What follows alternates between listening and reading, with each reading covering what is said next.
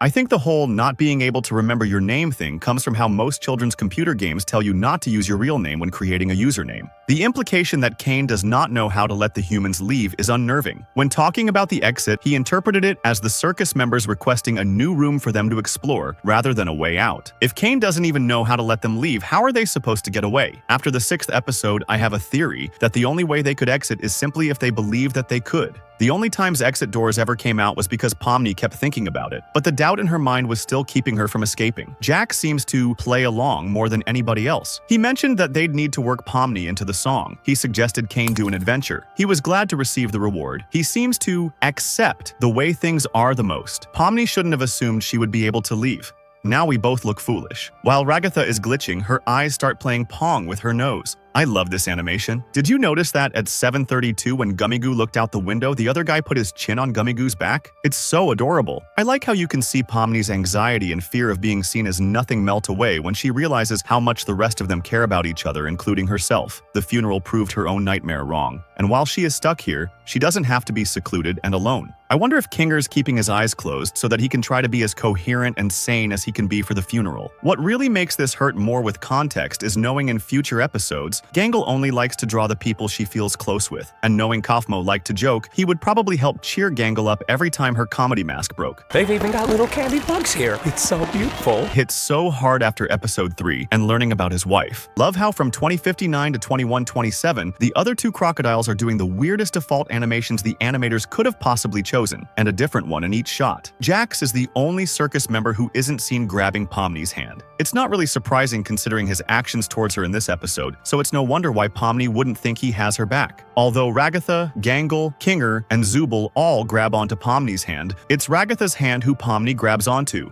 I think it's fitting because Ragatha has been extremely supportive of Pomni ever since she's arrived, doing her best to make her feel welcome, checking up on her in the morning to see if she's okay, and expressing concern when she's put in danger. By the end of this episode, I think Pomni realizes she's taken Ragatha's kindness for granted, so I'm glad we have some implication that Pomni trusts her the most. Jax says, "I call shotgun," and then sits in the driver's seat, which is not shotgun. Then in the next scene, he pulls out a literal shotgun. I don't think he was talking about seats. I love this little detail when you could see Jax looking sad for a moment. I just realized that when Kinger says, "You know, I'm starting to think," it's not an early cutaway joke like there was supposed to be more. It's just that he actually just started to remember things. In the Polish dub, when Kinger says, "Let me try something," in Polish, it's "Pozwól, że rzucę okiem." Rzucić okiem is a Polish expression meaning to take a look, but it literally means to throw an eye, which is exactly what he does. No one cares. Well, you clearly care enough to comment. I like that Kinger starts to shine when he holds breath, because when him and Pomni were leaving hell, he really looked like an angel guiding and helping Pomni. I mean, TADC is filled with biblical references, so I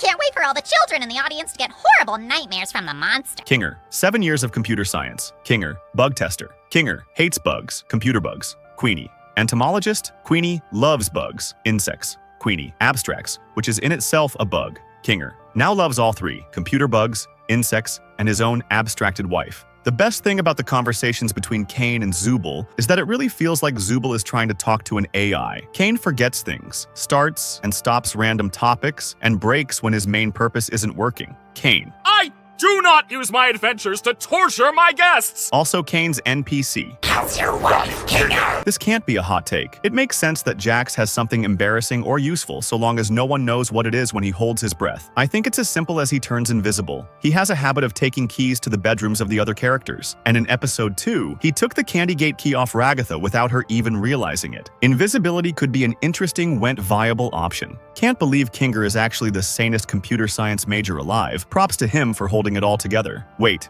Is the reason that Kane forgets is because Zubul keeps saying, "forget it," causing the cycle to repeat again and again? Or is he really that scatterbrained? If you look behind Jax in the far back, there's a mannequin peeking around the rainbow watching the group. Then he runs away. The thing I loved most about the possessed Pomni part was when the souls taunted Kinger about his wife. Kinger was just not even fazed, like not a thought or action. He only focused on the task at hand. He's already accepted the loss, or abstraction, of his wife, and has moved on. That's such an incredibly difficult thing to do, especially in the environment they are in, but he is the oldest member of our current cast, so he must have had a lot of time to do this. In the Polish dub, at 23:33, Kane says, No i jak tam, moje skibidi sigmy? and I think Jax's reaction was way more justified here. Więcej nas tak nie nazywaj. Is nobody going to talk about Kinger's muzzle control? Whoever put in the special effort to animate that is my new favorite animator. I'm crying. Guess you're never getting that unicorn horn, Pomni. There was a TADC comic, or storyboard, whatever it is, which showed Pomni with a unicorn horn saying, "My iconic unicorn horn is picking up Soviet signals." Well, it's possible. Did somebody? Those prices. Beef is ridiculously cheap, but hot dogs and chicken nuggets are outrageously expensive. It's actually an excellent detail, though. It shows that this world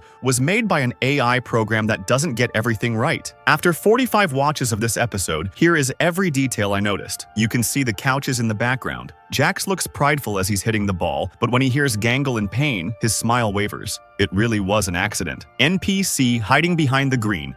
Why do you always gotta do this? What? I just said it was an accident. Unbelievable. You are Why do you always unbelievable. make me out to be the bad guy? I'm not really a bad guy. Oh, right, of course. What was I thinking? If I wanted to It's hit not her, your I fault. would have. She I would have obviously just hit herself in the knocked face it in with her the face. ball. I would have Can't hit you her, find and I another would have way been to proud amuse of it. yourself that I'm just doesn't always the involve bad torturing guy. people? Everyone else is already looking at Pomni, and Kinger takes like 4 seconds to register he should zone back in. Relatable. So much stuff. First of all, Kane was drawing B's, C and A on his computer, and a sticky note in the background. 57 under that painting in the background. A book that literally just labeled MatPat Theory. Jax wrote "I don't care" on his name tag, and his eyebrows go over top his hat. Ragatha first tries to climb up using her leg. Gangle was about to abstract here. The editing, the music, it's all giving the clear sign that Gangle is completely unstable right now and can be pushed all the way.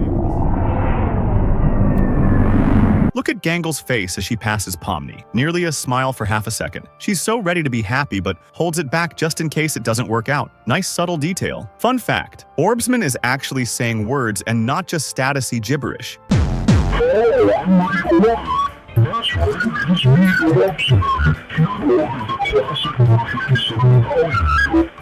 The moment Jax's mood and personality shifts quickly when he leaves the restaurant shows how much he doesn't want to show human emotion to anyone he knows, and it also shows how tired he actually was. As someone who used to work in fast food, the attention to detail here was S tier. Kane mentioning non-slip shoes, those weird rubber floor mats with the holes, the little drawers for the finished burger patties, even Gangle's line. You got time to lean, you got time to clean.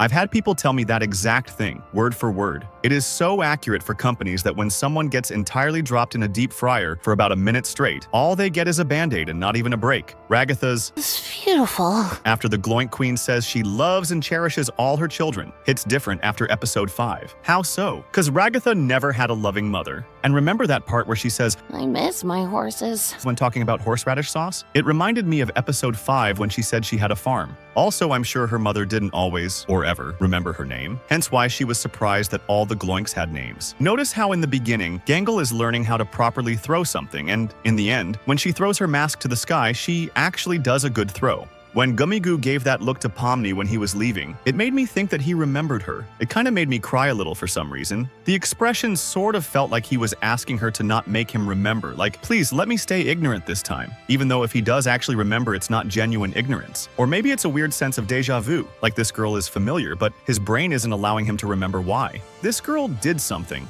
big, something bad. Maybe it's best to not investigate. He also reached out to Pomni when Gangle interrupted them at the table but pulled back. Just love how everyone is slowly and truly turning back into a normal being in a normal life. Like Jax's broken and tired personality, Ragatha's tired and lazy work, even if she's the one helping the others in the last episode. Pomni's desperate attempt to talk to Gummigoo, and Gangle's depressed side. It feels kinda genuine to see Jax talks like a sane, normal person with frustration and tired feeling. It kinda feels like he's showing his genuine personality instead of his sadistic persona. It's me here. I kinda agree with that because Jax's pupils are small here. Judging by what we saw in episode 6, when Jax's pupils were small while he was having a breakdown, I really think this scene shows us once more of his true self. Kane just gives everyone a B+, because he doesn't care if an adventure wasn't his idea. Except for the A+, he gave Kinger, who apparently went bull riding. I'd like to think Kane gave Kinger something fun to do out of spite since the others refused to do one of his adventures. Love the visuals when Gangle throws her happy mask. The happy mask looks sad, and the sad mask looks happy.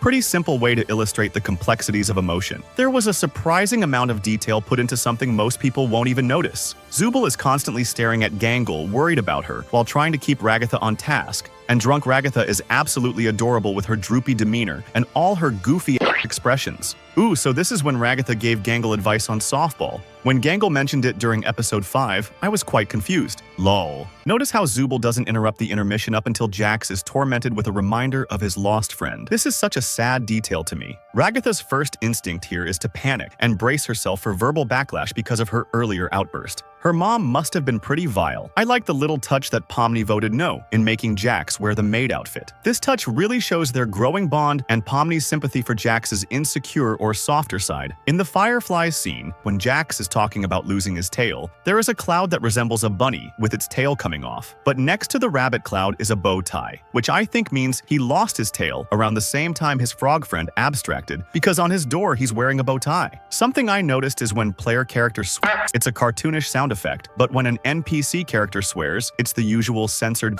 Pomni, being the one that is able to get along with everybody and not simply hating Jax, feels like it's setting up to Ragatha feeling inadequate, since not everybody really likes spending time with her, so she might end up abstracting soon. Jax probably knows this would hurt Ragatha the most, with Gangle and Zooble becoming closer and Kinger being the odd one. Jax and Ragatha both need Pomni to side with them, but if Jax wins, then Ragatha might break. I knew it. Ragatha once mentioned in the fast food episode that she missed her horses, I miss my horses. which was meant to hint that she actually had a plot of land with horses in real life. I love the detail of Jax looking away when Ragatha mentions her mother. It creates an interesting parallel between the two. One handles their trauma through an optimistic attitude, the other handles it through pushing everyone away. His half-finished sentence about, Give me a whiskey sour, but hold the egg white since I'm a vegan. What? I hate this! How is this even possible? I thought Kane couldn't. is pretty haunting. I figure he's saying that he thought Kane couldn't alter their minds or consciousness. He can, on a whim. What else has he tampered with trying to keep them complacent? In the bar scene, after Ragatha finishes talking about her mom, you can see that Jax looks sad for her, and then he decides to break the tension of the memento by talking to Kinger and making the moment less embarrassing for Ragatha. Brilliant. Can we just talk about the NPC at the end? I remember in one episode where Kane deleted Gummigoo from the circus because he said NPCs aren't allowed in the circus because he might lose track of who is real and who isn't.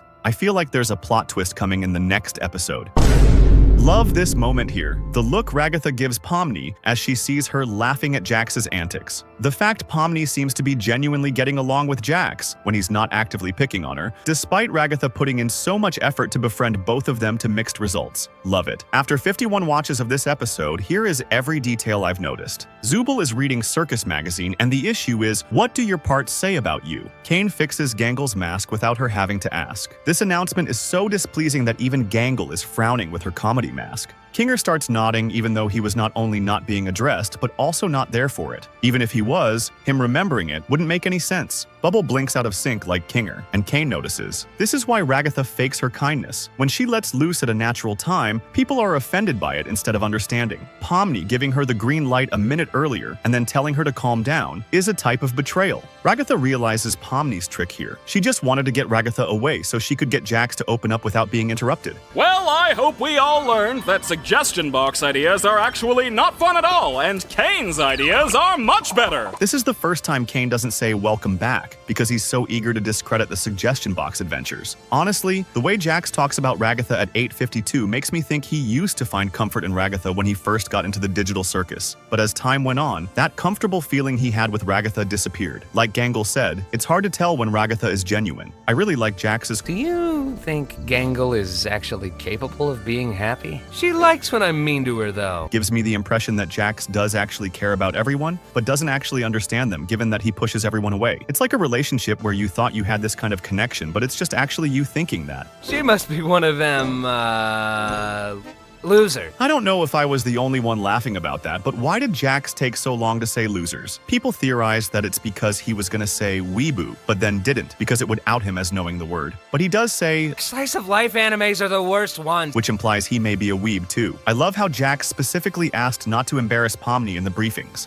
Fun fact, at 1720 in Russian dub, Bazubal references skibidi toilet. Я базубал, скибиди-бобода. Так, я так... In the Dutch, German, Filipino, Indonesian, Russian, and Ukrainian audio tracks, he sings the anthems of the respective countries.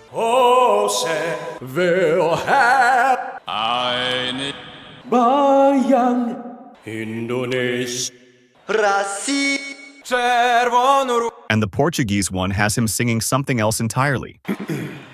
In Portuguese, it sings the unofficial anthem, the song Evidências, which is just an extremely wildly popular and widespread song we have. I'm crying. Kinger restoring a heart because he made it up, ricocheting a bullet off all the walls because he said so, Pomni hitting her targets without aiming, Zubul suddenly finding a bunch of weapons in her room. I think the characters can control the digital circus as they see it, but they don't realize it. I like the hint of Jax saying people who are close to abstracting are unpleasant to be around. Meanwhile, Jax is falling apart and hiding it, and acting so unpleasant to be around. I love how safe Kinger is with guns. He keeps his finger off the trigger when he's not aiming, and he points the gun away from others.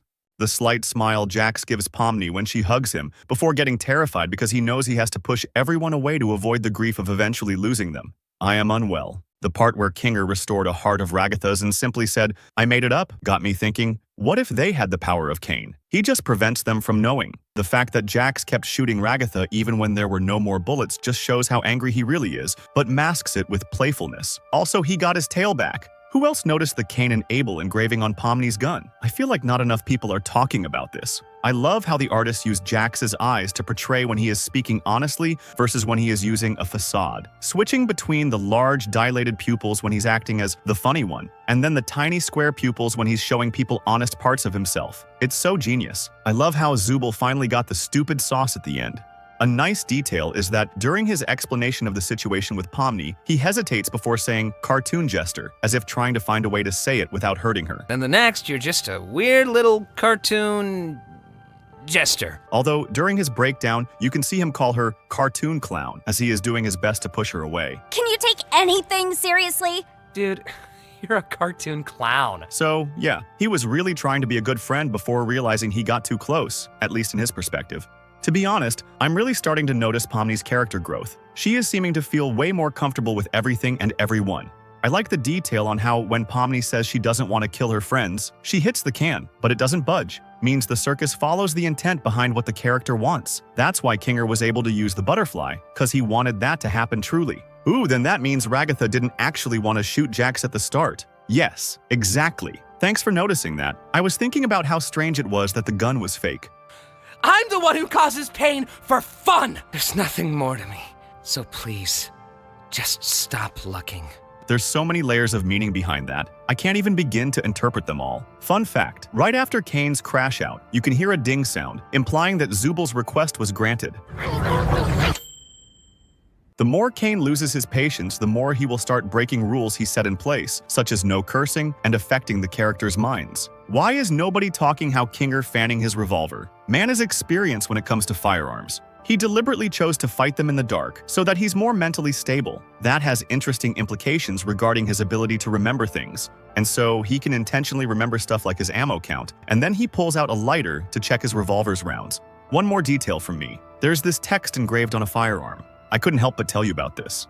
In the beginning, we see Zubul with a wing as their right arm. Now, when the team gathers to meet Cain, Zubul have an actual arm. With the 5.7 minutes Cain gave them, they probably went to their room and got an arm. Or it's a continuity error. We need even numbers, cause today's adventure is a team adventure! Cain's all-seeing eyes are back. Before Cain's crash out, the team spread around the floor. After Cain's crash out, they look like lining up behind Zubul. What's going on? Bubble is getting tired of carrying the camera. Cain pulled Zubul by grabbing their neck. What an unusual way to do it. Team surviving is the winner. Happy? I wonder who he's gonna shoot. At first, this came as a shock to me, but then I remember he has all the keys to everyone's room. Pomni lying flat for a split second. At first, I wonder how they all get ammos, but then I realized about the theory that they can do anything they want. Means the circus follows the intent behind what the character wants. So I thought they made the ammo out of thin air. But then, I got confused again because in this scene, Jax run out of ammo and can't seem to do what I thought they always do. In this scene, when Zubul is telling Cain what they want, the circus doesn't censor their mouth. Is this an error? Or it's what I think it is about when the language gets even fouler than usual? God. There's a hidden message in here that looks like chill fella. Oh god. When Pomni gets triggered after Jax claims he'll forget her when she abstracts, she's remembering her nightmare from episode 2 when he says, I don't even remember her name, honestly. That's a deep cut, man. After the 6th episode, I have a theory that the only way they could exit is simply if they believe that they could. The only times exit doors ever came out was because Pomni kept thinking about it, but the doubt in her mind was still keeping her from escaping. It's me here. Remember we talked about the circus going with the character's intentions? I think this is one scene when Jax actually used his free will. I've been looking for this. Thanks for keeping an eye on it, Coffee. I'm gonna head out. See ya. This is the only time we see anyone disappearing in cartoon style. Seeing Ragatha not caring about it makes me wonder if she's aware of her free will too. Sheesh, lay off it. Since when are you an expert on the digital world? 10 out of 10 foreshadowing. I've got keys everywhere, and you've all been fine. After episode 6, I think Jax has the keys so he can check up on them because he's worried about them. But he plays it as him being annoying and intrusive. If he really didn't care, why would he go out of his way to get keys for their rooms in the first place? Jax is being such a brave boy sitting that close to the plate of corn. When Kaufmo funeral is mentioned, Jax seems sad in a split second and then shrugging off the whole thing and bailing. It shows what we all saw in episode 6. He actually cares the most and is absolutely terrified of being crushed by the pain and loss and eventually get abstracted himself. Never noticed it before. My theory is that when Gangle is walking in the fast food place and she had those weird thoughts, I think she was going to abstract. But when Pomni said, I can close for you if you want. that brought her back to life. Ooh, that's entirely possible. There are similarities in the scene between Gangle's depressive episode and Jax trying to calm himself in the bathroom at the end of episode 6. So, Rabbits can lose their tail, though it is not a natural occurrence and indicates an injury or severe health issue. The tail can be torn off by trauma, so that means it happened when Jax lost Ribbit. Though in the next episode, he does have a tail. It grows back because he was getting better, being with Pomni. But usually, Bunny can't grow their tail back. It's just different in the digital world. Trauma in that context is just another word for injury. I think the tail bit is just meant to show his grasp on reality slipping, since he really doesn't have a tail in any other episode. The reason he gets it back may be Kane trying to keep him from going insane. Jax is a professional rage baiter.